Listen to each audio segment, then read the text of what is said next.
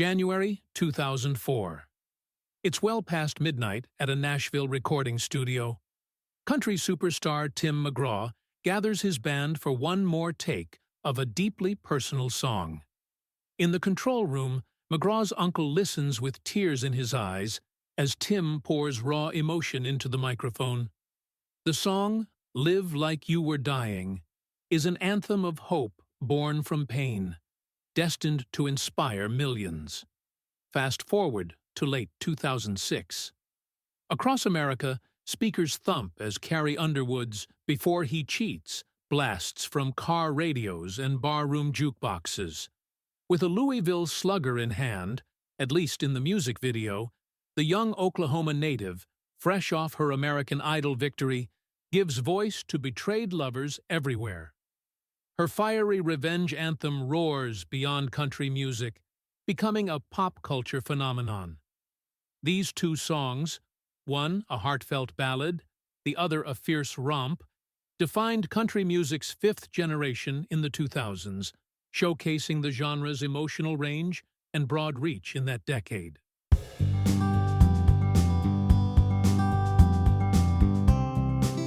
Hello, friends, and welcome to the Two for Tuesday podcast, brought to you by Second Round Music, where each week we pull back the curtain on the music that made us. I'm your guest host, Chris Allen, filling in for Michael while he enjoys the holidays with his family, and today we're turning the spotlight on the 2000s, country music's fifth generation.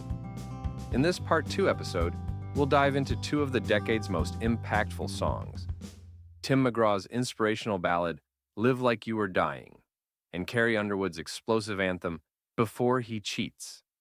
We'll unravel the stories behind each hit, their origins, the cultural moments that shaped them, and the legacy they left on country music and beyond. This is another long journey with a lot of information to cover. But before we get too deep, let's take a moment to listen to this important message. I'll see you on the other side. Are you ready to take control of your finances and build a brighter future? Are you sick and tired of being sick and tired, feeling broke all the time? My name is Michael Pezent, a certified master coach, and I created Second Round Financial to provide personalized financial coaching based on the proven principles of Dave Ramsey's 7 Baby Steps.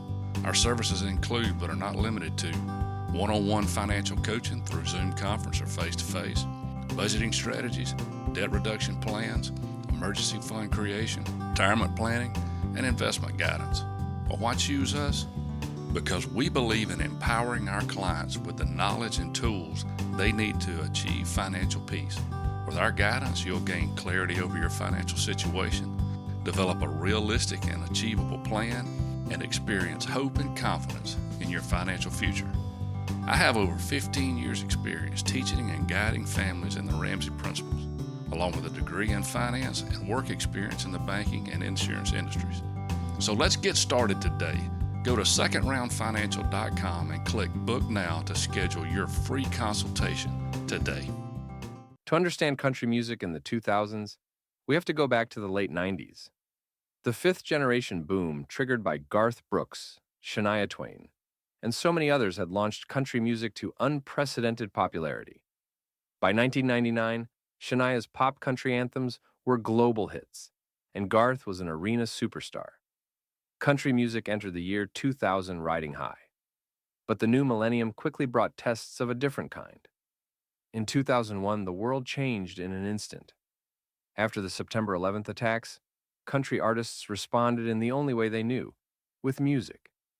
At the next CMA Awards that November, Alan Jackson's debut of "Where Were You When the World Stopped Turning" left the entire room in silence and tears. Now, as a side note, this was one of the most defining songs of this decade, but since Michael already covered it in his very first episode, he replaced it with "Live Like You Were Dying" by Tim McGraw.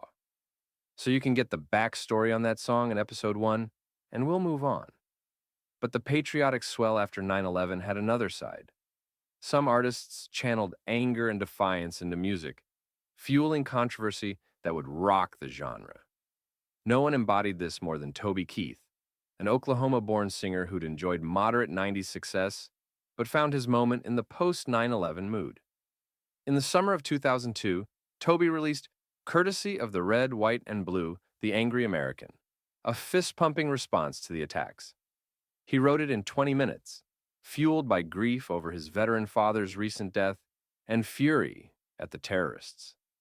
The song's lyrics, "You'll be sorry that you messed with the US of A, 'cause we'll put a boot in your ass, it's the American way," were blunt and unapologetic. Country audiences roared. The single shot to #1 on the country chart, Toby's 9th #1 hit, and even hit number 25 on the Hot 100. It became an anthem for many soldiers and fans, eliciting goosebumps and cheers at his shows. Yet not everyone was on board. The song's aggressive stance drew criticism from some who felt it was too jingoistic. ABC News even cut Toby from a patriotic TV special after he refused to soften the lyrics. Most famously, Natalie Maines of the Dixie Chicks publicly blasted "Courtesy of the Red, White, and Blue" as ignorant, and it makes country music sound ignorant, saying, "Anybody can write, 'We'll put a boot in your ass.'" That remark ignited a nasty feud. An infuriated Toby Keith performed in front of a backdrop photo of Maines with Saddam Hussein as a crude rebuke, and Maines answered by wearing a cheeky "Futke" t-shirt on national TV. The conflict underscored a deep divide in country music's post-9/11 moment, between those rallying behind hawkish anthems and those uneasy with the genre being seen as vengeful. And it was about to get even more heated. It's March 2003 in London, England. On the eve of the Iraq War, the Dixie Chicks stood on stage at Shepherd's Bush Empire, performing their hit "Travelin' Soldier," a song about a Vietnam-era loss. Natalie Maines, the trio's lead singer, felt compelled to speak from the heart. "Just so you know," she told the crowd, "we're ashamed that the President of the United States is from Texas." That single sentence, criticizing President George W. Bush on foreign soil, set off an unprecedented backlash. Within days, country radio stations across the U.S. banned the Dixie Chicks music. Former fans destroyed the group's CDs in public protest. Maines's words, coming at a time of fever-pitch patriotism, were met with fury by many in the conservative-leaning country fanbase. Country superstars from Reba McEntire to Toby Keith, already no fan of Maines, piled on with public criticism. The Chicks received death threats and were effectively blacklisted from the format they once dominated. It was a stunning fall for the Grammy-winning trio who, just a few years earlier, had been celebrated for bringing youthful energy and musicianship to country music. They defiantly pressed on, finishing their tour and releasing a 2006 album, "Taking the Long Way," featuring the searing single "Not Ready to Make Nice" about their ordeal. That song and album earned critical acclaim and even swept the 2007 Grammy Awards, winning Song, Record, and Album of the Year. But on country radio, the Chicks were done. "Not Ready to Make Nice" peaked outside the top 30 on the country chart. The group went on hiatus soon after, and Maines later admitted that a return to mainstream country airplay was unlikely. "I feel like we are tainted. It's like going back to your abuser," she said in retrospect. The Dixie Chicks controversy sent shockwaves through Nashville. It exposed a hard truth. In the 2000s, political division had permeated country music. The incident arguably discouraged other artists from voicing dissent for years to come, and it coincided with a broad shift on country radio. As the Chicks, then country's biggest female band, vanished from playlists, the airwaves tilted even more heavily toward male stars and feel-good themes. But new female voices would soon rise to fill that void through new and unexpected avenues. By the mid-2000s, a fresh generation of artists was breaking through, many of them in unorthodox ways. Perhaps the most game-changing was a shy Oklahoma farm girl with a powerhouse voice, Carrie Underwood. In 2005, Underwood captured America's heart on the TV show American Idol. Week after week, this college student from Chakota, Oklahoma, belted out songs on live television, effortlessly tackling country and rock classics with vocal precision. Her journey culminated on May 25, 2005, when 24 million viewers watched Carrie Underwood win the 4th season of American Idol. It was a watershed moment, an aspiring country singer crowned on the nation's biggest pop platform. Upon her victory, With a record-breaking 500 million votes cast over the season, Underwood tearfully predicted, "I promise that I'll make you all proud of me." She wasted no time doing just that. Carrie's debut single, "Jesus Take the Wheel," a spiritual ballad about faith in crisis, hit country radio that fall and shot to #1 for 6 weeks, earning her a Grammy and signaling that a new star had arrived. Here was a different kind of country superstar, one forged not in Nashville honky-tonks, but on reality TV and embraced by pop audiences from day one. The industry welcomed her with open arms and a keen eye on her crossover appeal. Carrie's debut album, Some Hearts, 2005, went on to sell a staggering 7 million copies, becoming the best-selling country album of the 2000s and producing hit after hit. If the 90s had shown country could conquer arenas, Carrie showed that in the 2000s, it could conquer primetime TV and the internet too. She brought legions of new listeners, many of whom had never tuned into country radio, over to the genre. And crucially, she proved that a reality show Idol winner could translate into long-term credibility. By 2007, she was racking up CMA and ACM female vocalist trophies, standing shoulder to shoulder with legends who had decades on her. Around the same time, across the Pacific came another unlikely country hero, Keith Urban. Hailing from Australia, Urban had moved to Nashville in the 90s and paid his dues in bars and as a session guitarist. By the early 2000s, this blue-eyed Aussie with lightning-fast guitar chops and movie star charm was hitting his stride. Songs like Somebody Like You, 2002, and Days Go By, 2004, raced up the charts, powered by Keith's signature blend of country heart and rock and roll flash. In a genre long dominated by American voices, Urban's rise showed country's growing international scope, and his musicianship raised the bar for showmanship. With blazing electric guitar solos uncommon among Nashville singers, he injected a fresh energy. By 2005, Keith Urban's momentum culminated in a moment that astonished Nashville's old guard. He won the CMA Entertainer of the Year, beating out superstars Kenny Chesney, Alan Jackson, Toby Keith, and Brad Paisley. It was a passing of the torch. Just 1 year prior, Urban had been the opening act on Kenny Chesney's stadium tour. Now he was voted the genre's top entertainer. The win symbolized country's expanding horizons, that a kid from Queensland could come to Tennessee and become the genre's leading man. Urban's music, like the hit ballad Making Memories of Us, and upbeat smashes like Who Wouldn't Want to Be Me, helped modernize country's sound with slicker production and a hint of pop rock polish without alienating core fans. His success also heralded a more global consciousness in country music. Soon, other international acts and influences would find a place on country radio. Meanwhile, a wave of new country groups proved that harmony and pop-friendly hooks could rule the charts. Chief among them was Rascal Flatts. This trio of Ohio boys, Gary LaVox, Jay DeMarcus, and Joe Don Rooney, debuted in 2000 with the single Prayin' for Daylight. They quickly became the decade's preeminent country band. Rascal Flatts brought a slick contemporary sound, tight three-part harmonies, rock-tinged guitars, and catchy choruses made for radio sing-alongs. Their third album, Feels Like Today, 2004, solidified them as superstars, and they dominated the second half of the decade. Every album Rascal Flatts released from 2004 to 2009 debuted at #1 on the country chart, an achievement matched by only a few acts in history. Crossover success came naturally to them. Their heartfelt ballad, Bless the Broken Road, a cover of a nitty-gritty dirt band song, spent months atop the country chart and even won a Grammy. Another smash, What Hurts the Most, 2006, hit top 10 on the pop charts and introduced millions of non-country fans to Rascal Flatts music.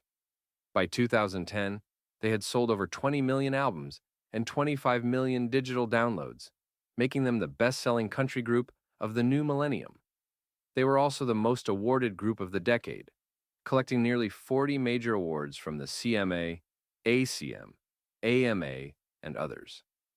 At their live shows, which grew from clubs to arenas to stadiums, Rascal Flatts often attracted young families, teenagers, and suburban pop fans, in addition to traditional country listeners. They proved that a country act could thrive on sheer vocal talent and pop accessibility. Even Walt Disney noticed. The band's cover of Life is a Highway for the 2006 Pixar film Cars became an international hit. Rascal Flatts' smooth style sometimes drew criticism from traditionalists who missed the grit of earlier country bands, but their impact was undeniable. They helped steer country further into the mainstream and influenced countless groups like Lady Antebellum and Zac Brown Band that followed. As these new stars rose, country music's sound continued to broaden. The influence of rock and R&B that had begun in the 90s grew stronger. You could hear it in the loud, crunchy guitars of acts like Jason Aldean, a Georgia native who broke through in 2005 with the swaggering Hicktown, presaging the country rock boom that would explode in the 2000s. You could see it in the emergence of the Music Mafia Collective in Nashville, a group of outsider artists like Big and Rich and Gretchen Wilson, who infused country with a gonzo mix of southern rock, funk, and even hip-hop. Big and Rich's 2004 hit Save a Horse, Ride a Cowboy, brazenly blended rap chants with fiddle and banjo, while Gretchen Wilson's rowdy #1 anthem, Redneck Woman, 2004, celebrated blue-collar country girl pride with unapologetic flair. These artists brought a rebel spirit that shook up Music Row's norms. Gretchen Wilson, in particular, was briefly hailed as a successor to the outlaw legacy, a rough-around-the-edges honky-tonk woman contrasting the polished pop divas. Her debut album went multi-platinum and proved there was an appetite for raw, unapologetic female perspectives on country radio, if only fleetingly. And speaking of female perspectives, as the decade progressed, a new generation of women singer-songwriters emerged, determined to carve their own path. Chief among them, Miranda Lambert. A Texas native, Lambert first gained notice in 2003 on the talent show Nashville Star, where she placed third. Rather than fade into obscurity, she landed a deal and released Kerosene in 2005. The title track, Kerosene, was a fiery declaration of independence. In the song, a scorned woman literally sets fire to her past. It introduced Miranda as a take-no-prisoners storyteller with a taste for revenge themes and traditional twang. Kerosene debuted at #1 on Billboard's Country Albums chart and eventually went platinum, a breakthrough record that set the tone for the career that followed, as one music journalist later noted. That career would see Miranda Lambert become, by decade's end, one of the most respected and awarded artists in country. In fact, she would eventually become the most awarded artist in ACM history. But in the 2000s, Lambert was still something of an outlier superstar. Her singles like Gunpowder and Lead, 2008, about a woman preparing to shoot an abusive husband, and Famous in a Small Town, didn't hit #1 on radio, but they earned critical acclaim and a passionate fan base. Lambert and her contemporaries, like Sarah Evans, who had a huge crossover hit with Born to Fly in 2001. Martina McBride, continuing her 90s success with empowering tracks like This One's for the Girls, and later Carrie Underwood, ensured that female artistry remained vibrant even as the charts leaned male-heavy mid-decade. And at the tail end of the 2000s, one teenage girl from Pennsylvania would rewrite the country rulebook entirely, bringing millions of young fans along with her. In 2006, a curly-haired 16-year-old named Taylor Swift released her debut single, Tim McGraw.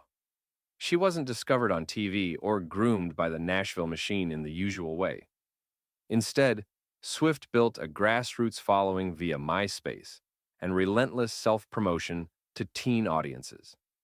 Her songs were diary-like confessions about high school crushes and heartbreak, unlike anything else on country radio. At first, some industry execs were skeptical. Could a teen writing her own songs really make an impact in a genre of seasoned adults? The answer came as Swift's eponymous debut album spawned hit after hit. Teardrops on My Guitar, Our Song, and went multi-platinum. Young girls across America suddenly had a country idol of their own age, and they adored her. Swift's ability to tap into adolescent emotions was uncanny, and it opened country music up to an entire new demographic of fans, many of whom had never listened to country before Taylor. By 2008, with her second album Fearless, Taylor Swift became a phenomenon. Fearless was the best-selling album of 2009 in all genres, and its lead single Love Story, a Romeo and Juliet-themed country pop tune, hit #1 on the country chart and #4 on the Hot 100, making it one of the most successful country crossover songs ever. Swift's crossover was so seamless that she became a fixture on MTV and pop radio while still collecting country awards. In 2009, at just 19 years old, she achieved what once seemed unthinkable. Taylor Swift was crowned the CMA Entertainer of the Year, the youngest artist ever to earn that honor. Her victory symbolically usurped the reign of Kenny Chesney, who had dominated that category for years. It was a sign of the times. The torch was passing to a new generation. Swift's presence proved that country music could be youthful, globally appealing, and at home in the digital age.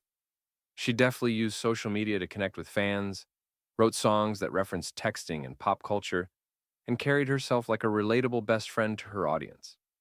While some traditional country fans grumbled that her twang was light and her style too pop, there was no denying her impact.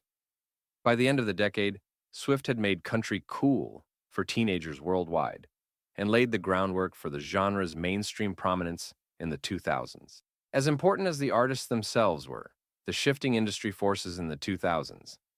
This was the decade when digital technology truly upended music consumption. The rise of Napster and digital downloads in the early 2000s, followed by the launch of Apple's iTunes Store in 2003, transformed how fans got their music. Country, traditionally reliant on physical album sales, had to adapt. Remarkably, country fans proved willing to buy albums longer than many genres. For much of the decade, country CDs still went platinum regularly. But by the late 2000s, the impact of digital singles was clear. Carrie Underwood's Before He Cheats, for instance, became the first country song to sell over 2 million digital downloads, and for a time was the best-selling country digital single ever. Country radio remained king in driving hits, but now a song's life could extend far beyond radio through YouTube videos and download sales. The genre also cautiously embraced online media. Labels started sharing music videos on newly founded YouTube, launched 2005, and engaging fans on MySpace and Facebook. Taylor Swift famously used MySpace to post personal blogs and songs, cultivating a devoted online following that translated to sales. This was new territory for Nashville, which had long thrived on established radio and tour circuits. By embracing it, the country industry managed to keep growing even as other genres saw declines in the 2000s. In fact, Some Hearts and Fearless were among the very few albums in any genre to cross 5 or 6 million in U.S. sales in the late 2000s, thanks in part to country's loyal fan base and the visibility of these young stars beyond the traditional channels. Touring grew to gargantuan proportions as well. Kenny Chesney, building on the stadium trail blazed by Garth, became the decade's most voracious road warrior. He cultivated a laid-back, country beach bum persona, releasing feel-good hits like No Shoes, No Shirt, No Problems, and When the Sun Goes Down, that evoked summer days and island vacations. This vibe proved massively popular. Starting in 2002, Chesney began headlining tours that got bigger each year. By 2005 to 2006, he was selling out NFL stadiums and consistently drawing over 1 million fans annually. He won the Billboard Touring Award for Top Package Tour 5 years in a row, 2005 to 2009, for his efforts. Between 2004 and 2008, Chesney was voted Entertainer of the Year 8 times, an incredible 4 times by the CMA and 4 by the ACM, reflecting how he'd become the face of country's live spectacle. He broke ticket sale records at venues nationwide, and even accomplished feats like selling out the 61,500-seat Gillette Stadium near Boston multiple times. Not traditionally a country stronghold. Chesney's ascent to touring juggernaut illustrated how country music in the 2000s continued to expand its footprint across America. Fans from coast to coast were packing stadiums with cowboy hats and tropical shirts alike, indulging in Chesney's No Shoes Nation party. Along with other huge tours by Rascal Flatts, who set venue attendance records of their own, Brooks and Dunn and Tim McGraw Faith Hill's joint tours, it was evident that country's fan culture had grown bigger and more fervent than ever. Even in an era when recorded music sales were starting to slip, live country music was thriving. This touring boom also fostered camaraderie among artists. For instance, young Taylor Swift gained early exposure opening shows for Chesney, until, as one story goes, her under-21 status clashed with the tour's beer sponsorship, and future star Luke Bryan got his start opening for Chesney as well. The big tent tours were almost rites of passage for rising acts. By 2009, the decade's narrative threads were coming together. The fifth generation of country music, which we define as spanning the 1990s and 2000s, had taken the genre from the neon honky-tonk boom of the Garth era to the fragmented but flourishing 2000s, where country music was simultaneously looking inward to its roots and outward to new horizons. The class of the 90s, Alan Jackson, George Strait, Reba McEntire, Brooks and Dunn, etc., remained influential, many still scoring hits and selling out shows in the 2000s.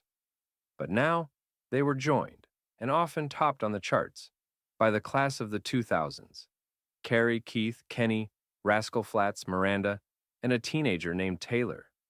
Country music was everywhere, on reality TV finals, in blockbuster movie soundtracks, on the newly launched CMT Pure and GAC video channels, in ringtone form on flip phones, and blasting from car stereos in both rural heartlands and urban centers. The subjects of the songs still celebrated small-town life, love, and heartbreak, but also more contemporary themes, from texting a crush, as in Taylor Swift's lyrics, to a post-9/11 patriotic fervor and the aching nostalgia for simpler times that many Americans felt amid wars and economic downturns late in the decade. Throughout all this change, one thing remained constant: the storytelling soul of country music. Even as production grew glossier or influences more varied, Nashville's songwriters kept weaving tales that struck universal emotions. The 2000s gave us modern story songs like Live Like You Were Dying by Tim McGraw, 2004, inspired by McGraw's late father Tug, a life-affirming ballad about squeezing every drop of joy out of our days, which became a 5-week #1 and CMA's Song of the Year winner. It gave us poignant tributes like Where Were You When the World Stopped Turning, and empowering anthems like Redneck Woman and Before He Cheats, proving that strong female narratives could still roar on the radio. Even novelty hits like Honky Tonk Badonkadonk, Trace Adkins' 2005 line dance romp, or Beer for My Horses, Toby Keith and Willie Nelson's 2003 duet, kept country's long-standing tradition of humor and eccentricity alive. By the decade's end, as we saw Taylor Swift hoist the Entertainer of the Year trophy in 2009 and address her peers with wide-eyed gratitude, it was clear that country music had not only survived the 2000s, it had evolved, diversified, and grown stronger, ready to catapult into yet another era. To understand the significance of these songs, we need to set the stage. The 2000s were a period of evolution and crossover in country music. The genre was coming off the massive commercial boom of the 90s, when artists like Garth Brooks and Shania Twain brought country to arenas and pop radio. As the new millennium dawned, country music both honored its roots and embraced modern influences. Traditional storytelling and heartfelt themes remained at the core, but production grew slicker, and influences from rock and pop became more common. This era, often considered the fifth generation of country, saw new voices emerge from unexpected places. Reality TV became a pipeline for country stardom, when Carrie Underwood won American Idol in 2005, introducing a fresh-faced small-town singer to millions of new fans. Meanwhile, superstars of the 90s like Tim McGraw entered the 2000s looking to sustain their success in a changing musical landscape. The industry also adapted to the digital age. By the mid-2000s, iPods and online downloads were transforming how hits spread. Country songs that struck a chord could now find audiences far beyond the Nashville airwaves. Amidst these changes, country music in the 2000s continued to reflect the lives of its listeners in powerful ways. Songwriters tackled both the deeply personal and the boldly vengeful, sometimes with the very same artist or album. It was a decade where you might hear a tender prayer like, "Jesus, take the wheel," on the radio one minute, and a sassy, scorned lover revenge tale the next. Artists were expanding what a country song could be about, and how far its influence could reach. Against this backdrop, our two spotlight songs emerged, each one capturing a different facet of the genre's evolution. Let's start with the story behind Tim McGraw's modern classic, "Live Like You Were Dying." In the summer of 2004, Tim McGraw released "Live Like You Were Dying," a song that would become one of the most celebrated country hits of the decade.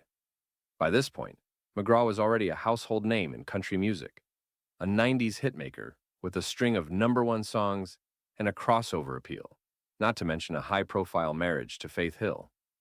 But "Live Like You Were Dying" struck a deeper chord than perhaps anything he'd recorded before. It was a song born out of real-life heartache and hope, and its journey from inception to anthem is a story unto itself. "Live Like You Were Dying" was written by veteran Nashville songwriters Tim Nichols and Craig Wiseman. The inspiration came from a very personal place.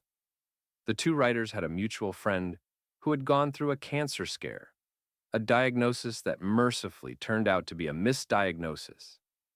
In the process, they got to talking about how such life-altering news can change one's perspective. They recalled family and friends who, upon learning they were seriously ill, began to see life in a new light.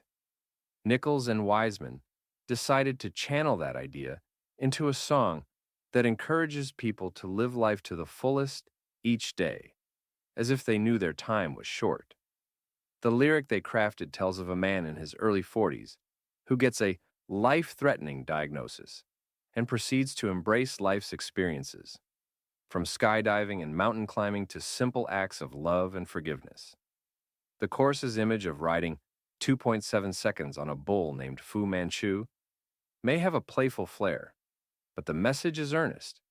Love deeper, speak sweeter, forgive freely. In essence, live like you were dying. Notably, McGraw himself did not write the song, but its theme would soon mirror his own life in a profound way. While Nichols and Wiseman were penning this inspirational ballad, Tim McGraw was facing a personal trial. His father, legendary baseball pitcher Tug McGraw, had been diagnosed with a serious brain tumor in 2003. Tug McGraw's condition was worsening right around the time Tim was gearing up to record a new album. In fact, Tim first heard "Live Like You Were Dying" while his father was gravely ill, and the song's message hit home for him immediately. He has said the song showed up in the middle of my father's diagnosis and became intertwined in his mind with his dad's battle. Tug McGraw sadly passed away in January 2004, just weeks before Tim recorded the song. Tim McGraw entered the studio to record "Live Like You Were Dying" in January 2004, the very same month he lost his father. The recording session for this track has become the stuff of country music lore. McGraw was working with his longtime producer, Byron Gallimore, as well as Darren Smith, McGraw's bandleader who co-produced, and recording with his touring band, the Dance Hall Doctors, to capture an authentic, lived-in sound. The session took place late at night, and the atmosphere was charged with emotion. McGraw's Uncle Hank was present in the studio lounge as Tim prepared to lay down vocals. Around 3 a.m., after a long day of recording other material, Tim decided it was time to tackle Live Like You Were Dying. According to McGraw, they spent the next 3 hours, up until sunrise, recording take after take of the song. With each pass, the weight of the lyrics hung in the air. McGraw later recalled that his uncle collapsed in a couch crying every time we did a pass of it. That's how powerful the moment was. Tim himself was singing not just as an artist interpreting a song, but as a son who had just said goodbye to his father. That emotional truth comes through in the recording. His voice carries both sorrow and warmth, especially in those soaring choruses. The production wisely keeps McGraw's vocal front and center, supported by a resonant arrangement of country instrumentation. You can hear gentle acoustic guitars, steady drums, and subtle touches of steel guitar framing the melody, but nothing is overdone. The recording has a spacious, anthemic quality. It builds at just the right pace, allowing the listener to feel the emotional journey from introspective verses to cathartic chorus. It's as if the studio itself knew this song was something special. Live Like You Were Dying was released to radio in June 2004 as the lead single from McGraw's album of the same name. The timing, though born of tragedy, couldn't have been more poignant for listeners. The song immediately resonated across the country. It shot to #1 on the Billboard Hot Country Songs chart and stayed there for 7 weeks straight that summer. In fact, Billboard would later rank it as the biggest country song of 2004. It wasn't just country audiences who took notice. The inspirational message helped the track cross over to other formats. Live Like You Were Dying broke into the top 30 of the Billboard Hot 100 chart, peaking at #29, and even hit the top 5 on the Adult Contemporary chart, as pop and adult radio listeners embraced its universal appeal. This broad reach was somewhat rare for a straight-ahead country ballad, and it underscored how powerful the song's theme was. As one country music writer noted years later, Live Like You Were Dying stands out as a 21st century country song that's unlikely to lose its emotional sting in our ever-changing world. In other words, it struck a timeless chord. Critically, the song was lauded from all corners. Country music has a tradition of inspirational story songs, and McGraw's hit immediately joined the ranks of classics like Lee Ann Womack's I Hope You Dance in terms of emotional impact. Awards and honors poured in. At the 2004 Country Music Association CMA Awards, Live Like You Were Dying won both Single of the Year and Song of the Year, the two biggest honors for an individual track. Single of the Year awards the recording chart artist, while Song of the Year honors the songwriters, in this case, Nichols and Wiseman.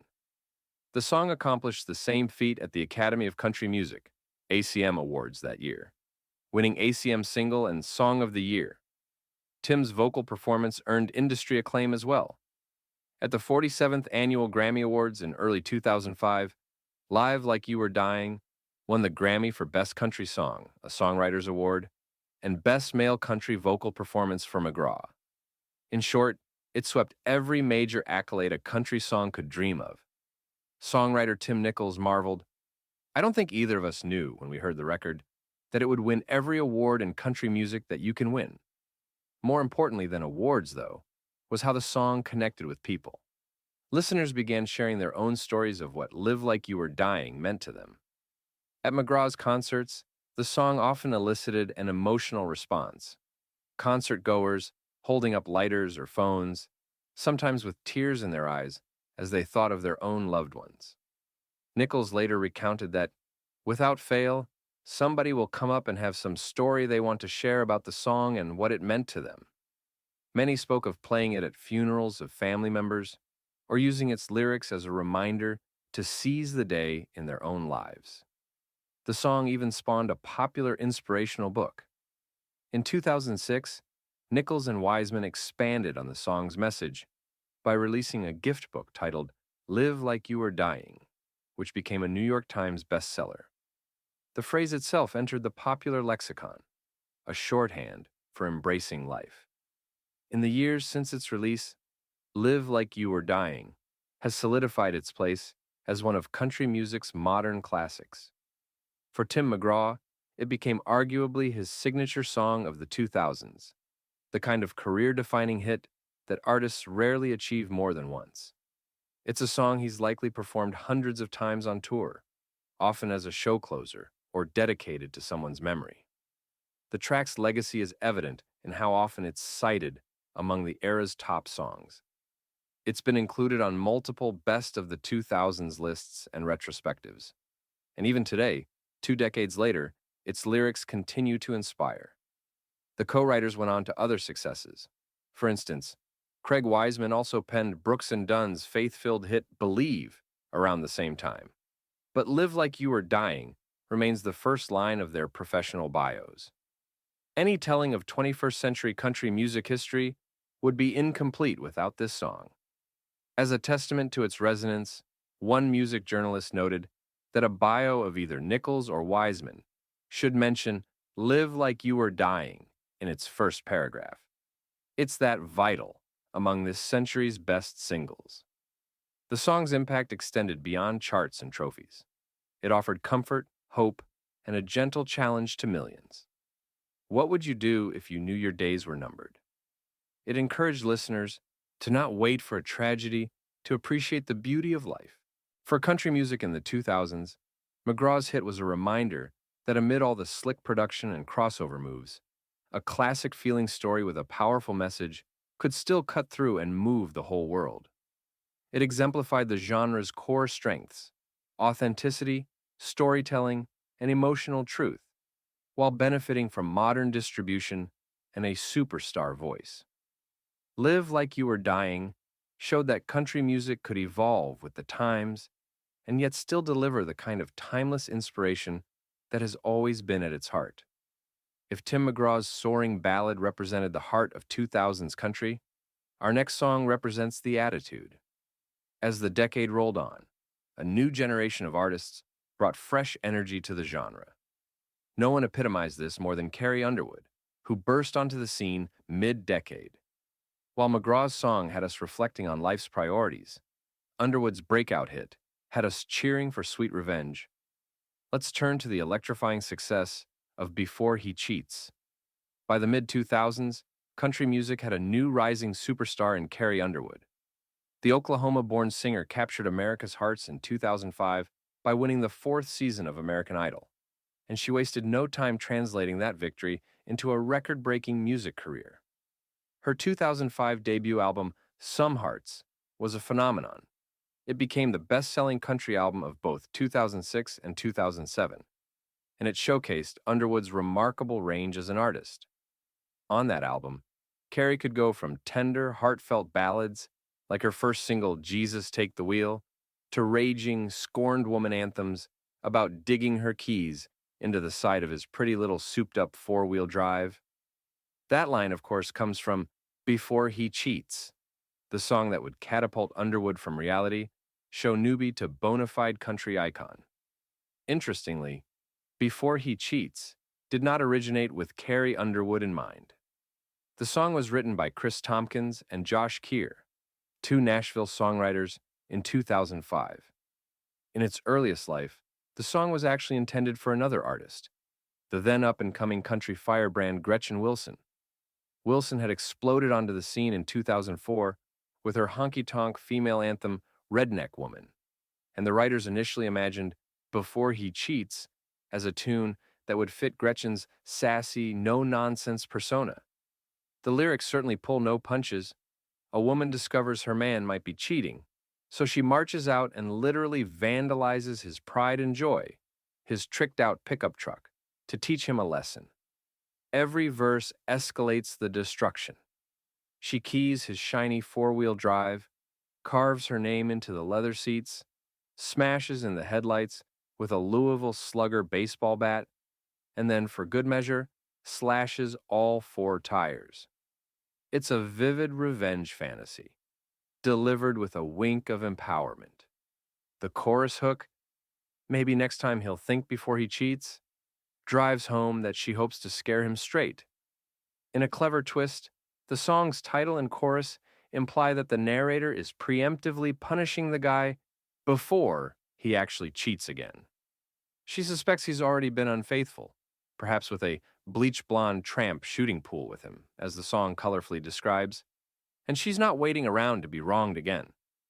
It's worth noting that Underwood herself has commented on the song's vengeful tale with a dose of humor and caution. Having experienced being cheated on in past relationships, Carrie said, "I wouldn't recommend doing any property damage, though. I'm a let it go, move on kind of person." So while the song's protagonist goes wild, the artist behind it doesn't actually endorse taking a bat to anyone's truck in real life. When Carrie Underwood got a hold of Before He Cheats, Gretchen Wilson had apparently passed on it, and it became an unexpected match for Carrie's image. Up to that point, Underwood was known as the sweet, small-town girl with the powerhouse voice. Her Idol run highlighted her wholesome charm and vocal prowess. Her first big hit, Jesus, Take the Wheel, was an inspirational ballad that leaned into her church roots.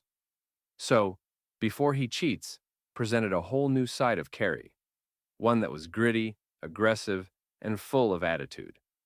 It was a risk that paid off immensely, as Underwood proved she could sell the song's feisty narrative with convincing flair. In the recording, Carrie belts out the chorus with a mix of righteous anger and delight, rolling every and real slowly and biting into the words with relish. It became the post-breakup anthem for countless fans. Unlike most Nashville hits, Before He Cheats wasn't recorded in Nashville at all. It was cut at the famous Fame Studios in Muscle Shoals, Alabama. This historic studio is legendary for its role in 1960s soul and R&B recordings, and perhaps that Muscle Shoals mojo added an extra swagger to the track.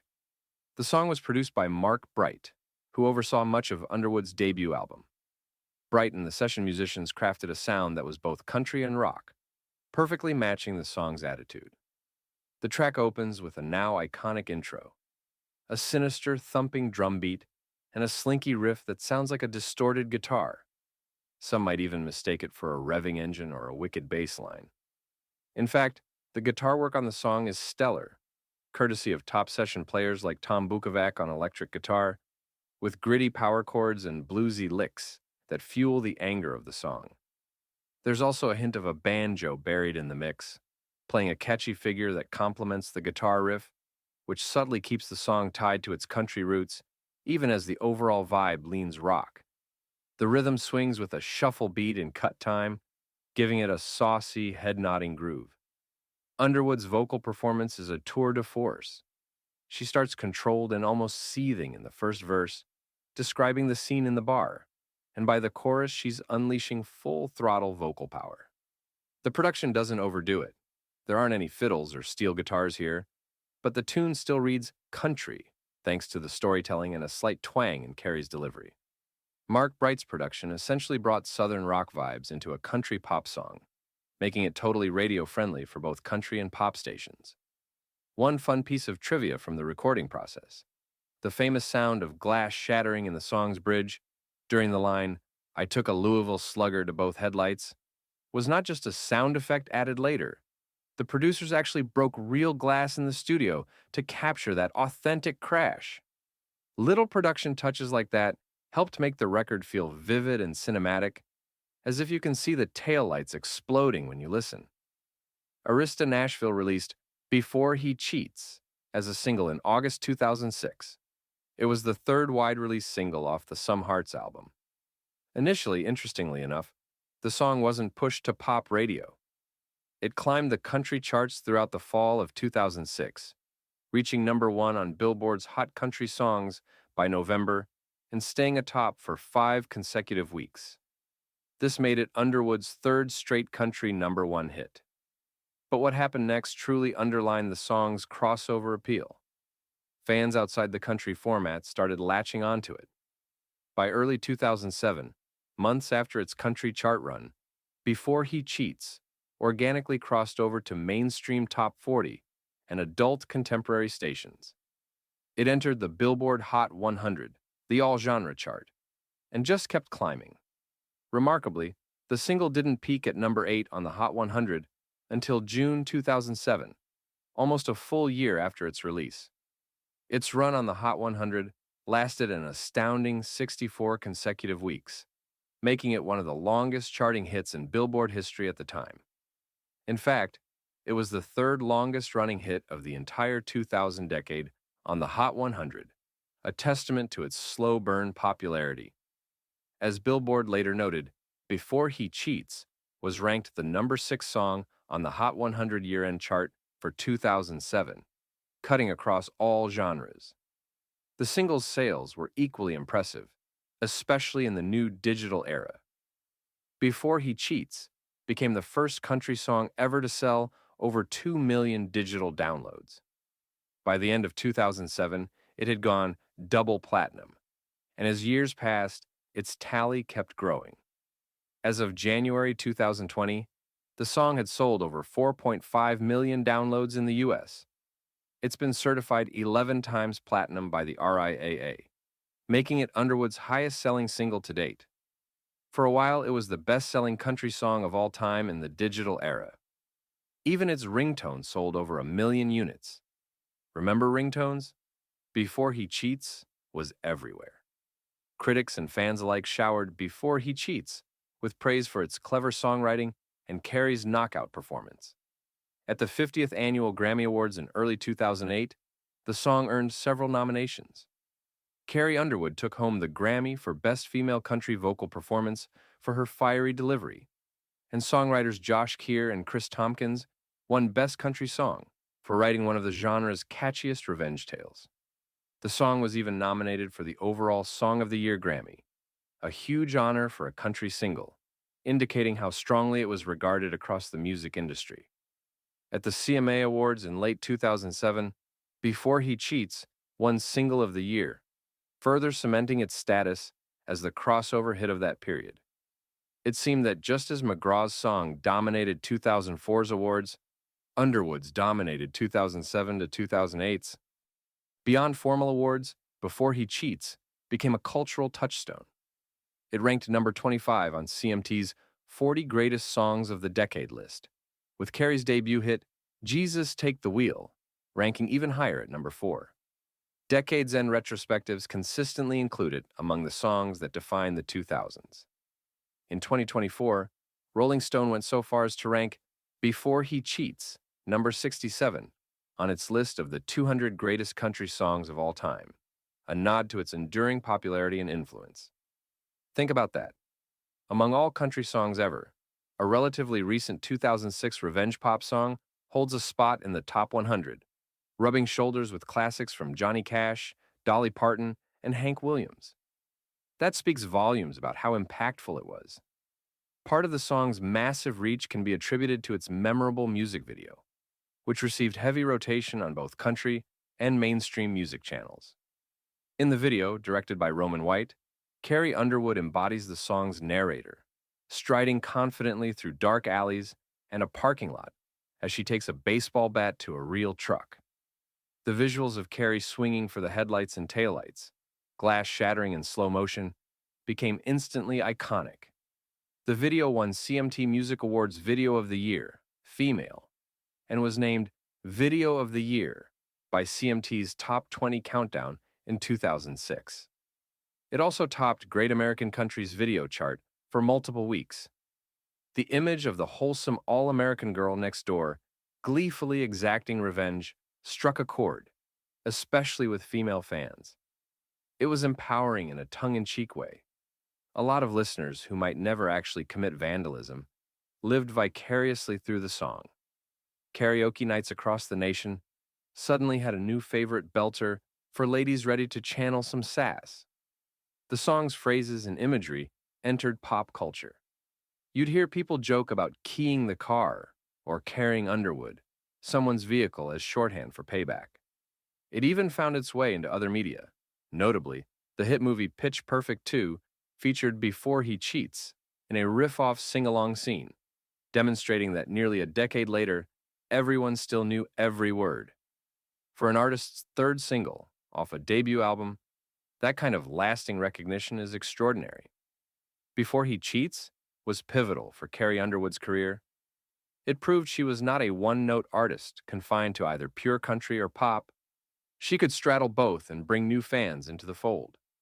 The song's success on pop radio opened doors for future country crossover hits, including some of Underwood's own later singles and those of younger artists who followed. It also showed Nashville that American Idol alumni could be taken seriously as country artists.